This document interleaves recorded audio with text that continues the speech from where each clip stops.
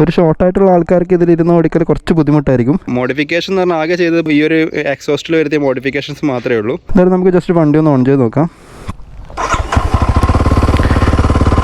അയോധ്യയിൽ തന്നെയാണ് പുള്ളി താമസിക്കുന്നത്. പുള്ളി ആദ്യം യൂസ് ചെയ്തുകൊണ്ടിരുന്നത് ട്രയംഫിൻ്റെ 900cc ആയിരുന്നു. അത് വിറ്റിട്ടാണ് ഇപ്പോൾ ഈ ഒരു മോഡൽ എടുത്തത്.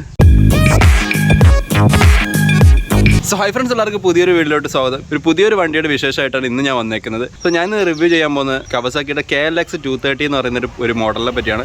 2023 കവസാക്കി ലോഞ്ച് ചെയ്ത ഒരു പുതിയ വേർഷനാണ് കവസാക്കിയുടെ KLX 230 SM എന്ന് പറയുന്ന മോഡൽ. അപ്പോൾ ഈ ഒരു വണ്ടിയുടെ വിശേഷങ്ങളും കാര്യങ്ങളൊക്കെ ആയിരിക്കും ഇന്നത്തെ വീഡിയോയിൽ. അപ്പോൾ വീഡിയോ എല്ലാം സ്കിപ്പ് ചെയ്യാണ്ട് കാണാൻ ശ്രമിക്കുക. വീഡിയോ കണ്ട് ഇഷ്ടപ്പെട്ടെങ്കിൽ ചാനൽ സബ്സ്ക്രൈബ് ചെയ്യുക, ലൈക്ക് ചെയ്യുക, കമൻറ്റ് ചെയ്യുക, മാക്സിമം സപ്പോർട്ട് ചെയ്യുക. അപ്പോൾ വീഡിയോയിലോട്ട് കിടക്കാം.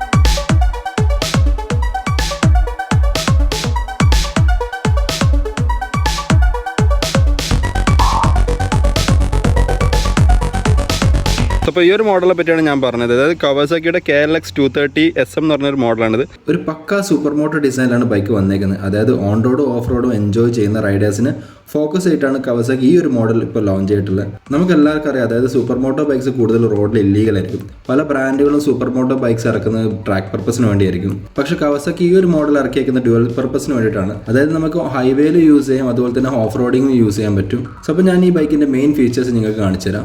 സോ ഇപ്പോൾ ഡിസൈൻ സൈഡ് നോക്കാൻ നേരത്തെ നമ്മൾ പറഞ്ഞ പോലെ തന്നെ ഒരു പക്ക സൂപ്പർ മോട്ടോ ഡിസൈനിലാണ് ബൈക്ക് വന്നേക്കുന്നത്. അതുപോലെ തന്നെ നമുക്ക് നല്ലൊരു അപ്രൈറ്റ് പൊസിഷനാണ് ബൈക്കിൽ വന്നേക്കുന്നത്. അപ്രൈറ്റ് പൊസിഷൻ ആയതുകൊണ്ട് റൈഡേഴ്സിന് നല്ല വിസിബിലിറ്റിയും അതുപോലെ തന്നെ ട്രാഫിക്കിൽ ഈസി ആയിട്ട് ഹാൻഡിൽ ചെയ്യാനും പറ്റും. നമ്മൾ ഹാൻഡിൽ സൈഡ് നോക്കാൻ വെച്ചാൽ നമുക്ക് നല്ലൊരു അടിപൊളി വൈഡ് ഹാൻഡിലാണ് വരുന്നത്. അതുകൊണ്ട് നല്ല സ്ലോ സ്പീഡിംഗ് ആണെങ്കിലും അതുപോലെ തന്നെ കേർവി റോഡാണെങ്കിലും ഹാൻഡിലിംഗ് നല്ല കോൺഫിഡൻസ് ആയിരിക്കും.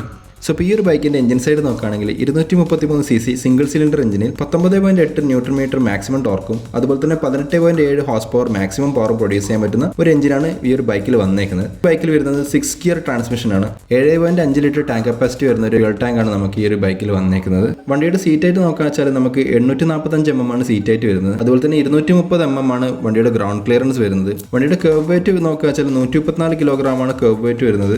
ടയർസിലോട്ട് നോക്കാൻ വെച്ചാൽ നമുക്ക് ഫ്രണ്ട് ടയർ സ്റ്റോക്ക് വരുന്നത് 110/70 സെഗ്മെന്റും അതുപോലെ റിയർ സൈഡ് നോക്കാൻ വെച്ചാൽ നമുക്ക് 120/70 സെഗ്മെന്റും ആണ് വരുന്നത്, സ്റ്റോക്ക് ആയിട്ട് വരുന്നത്. അതുപോലെ തന്നെ നമ്മൾ സസ്പെൻഷൻ സൈഡ് നോക്കാൻ വെച്ചാൽ നമ്മൾ മെയിനായിട്ട് ഈ ഒരു ഡേർട്ട് ബൈക്കിൻ്റെ ഒക്കെ സസ്പെൻഷൻ നമുക്ക് അറിയായിരിക്കും മിക്ക ബൈക്കിനും. അതായത് കുറച്ച് പ്രീമിയം ബൈക്കിനൊക്കെ നമുക്ക് അഡ്ജസ്റ്റബിൾ ഒക്കെ ആയിരിക്കും. സോ അപ്പോൾ ഈ ഒരു ബൈക്കിൽ നമുക്ക് വരുന്നത് നോൺ അഡ്ജസ്റ്റബിൾ സസ്പെൻഷൻ ആണ്. അതായത് 37 mm ഇൻവേർട്ടഡ് ഫോർക്ക് സസ്പെൻഷൻ ആണ് നമുക്ക് ഫ്രണ്ടിൽ വന്നേക്കുന്നത്. റിയർ സൈഡിലോട്ട് നോക്കുകയാണെങ്കിൽ നമുക്ക് റിയർ സൈഡ് വരുന്നത് പ്രീലോഡ് അഡ്ജസ്റ്റ് ചെയ്യാൻ പറ്റുന്ന മോണോഷോക്ക് സസ്പെൻഷൻ ആണ്. നമുക്ക് ഫ്രണ്ട് ബ്രേക്സ് വരുന്നത് 300 mm ഡിസ്കും അതുപോലെ തന്നെ റിയർ ബ്രേക്സ് വരുന്ന 220 mm ഡിസ്കുമാണ് വരുന്നത്. 3 കളർ വേരിയന്റിലാണ് നമുക്ക് ഈ ഒരു മോഡൽ വരുന്നത്. അതായത് ഗ്രീന്, ബ്ലാക്ക് പിന്നെ ബ്ലൂ. തായ്ലൻഡിൽ ഈ മോഡലിന്റെ പ്രൈസ് വരുന്നത് 1,56,000 ബാത്താണ് വരുന്നത്. ഏകദേശം നമ്മളൊരു 3,20,000 റുപ്പീസ് ആ റേഞ്ച് വരും. അത്യാവശ്യം നല്ല സീറ്റ് ആയിട്ടുണ്ട്. അപ്പോൾ നമുക്ക് 230 mm വരുമ്പോൾ ഞാൻ ഏകദേശം 177 സെൻറ്റിമീറ്റർ ഉണ്ട്. അപ്പോൾ എൻ്റെ 2 കാല് നമുക്ക് കുത്തി വെക്കാൻ പറ്റില്ല കേട്ടോ. അതായത് ഒരു കാല് ഏകദേശം ഒരു പകുതി കാലേ നമുക്ക് വെക്കാൻ പറ്റില്ല. അത്യാവശ്യം മോശമില്ലാത്ത സീറ്റായിട്ട് വരുന്നുണ്ട്. ഒരു ഷോർട്ടായിട്ടുള്ള ആൾക്കാർക്ക് ഇതിലിരുന്ന് ഓടിക്കൽ കുറച്ച് ബുദ്ധിമുട്ടായിരിക്കും. ഒരു നോർമലായിട്ടുള്ള ഡിജിറ്റൽ അനലോഗാണ് വരുന്നത്. നമുക്കിവിടെ kilometre, trip A, trip B, പിന്നെ അതായത് 471 കിലോമീറ്ററാണ് ഇപ്പോൾ ടോട്ടൽ ഓടിയത്. പിന്നെ ഫ്യൂൽ ഇൻഡിക്കേറ്റർ, സ്പീഡ്, ഗിയർ ഇത്രേ വരുന്നുള്ളൂ. അപ്പോൾ ഒരു നോർമൽ അനലോഗാണ് വരുന്നത്. പിന്നെ നമുക്ക് ഹാൻഡിൽ സൈഡ് നോക്കുകയെന്ന് വെച്ചാൽ നമുക്ക് എന്താ പറയുക, indicators, horn, high beam, low beam, engine on, ignition on, എന്താ പറയുക, ഒരു ബേസിക് ആയിട്ടുള്ള കാര്യങ്ങൾ മാത്രമേ ഉള്ളൂ. എന്തായാലും നമുക്ക് ജസ്റ്റ് വണ്ടി ഒന്ന് ഓൺ ചെയ്ത് നോക്കാം.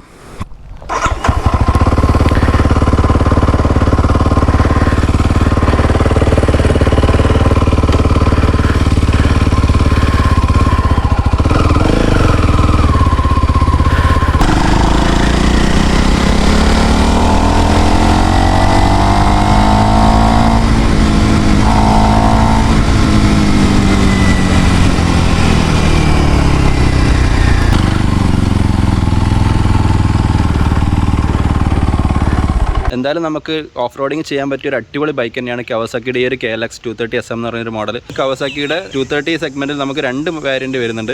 ഈ ഒരു മോഡൽ KLX 230 SM ആണ്. അതുപോലെ തന്നെ KLX 230 SC എന്ന് പറഞ്ഞിട്ടൊരു എൻഡ്യൂറോ എഡിഷൻ കൂടിയുണ്ട്. ഇപ്പോൾ രണ്ടും എഞ്ചിൻ സൈഡ് നോക്കാൻ വെച്ചാൽ സെയിം എഞ്ചിൻ തന്നെയാണ് യൂസ് ചെയ്യുന്നത്. ഇപ്പോൾ ഇതെന്ന് പറഞ്ഞാൽ പക്ക നമുക്ക് ഓഫ് റോഡിങ്ങിന് വേണ്ടി മാത്രം അവർ ഇറക്കിയേക്കുന്ന മോഡലാണ്. മറ്റേന്ന് പറഞ്ഞാൽ നമുക്ക് ടൂറിങ് പർപ്പസിന് വേണ്ടിയിട്ട് ഇറക്കുന്ന മോഡലാണ്.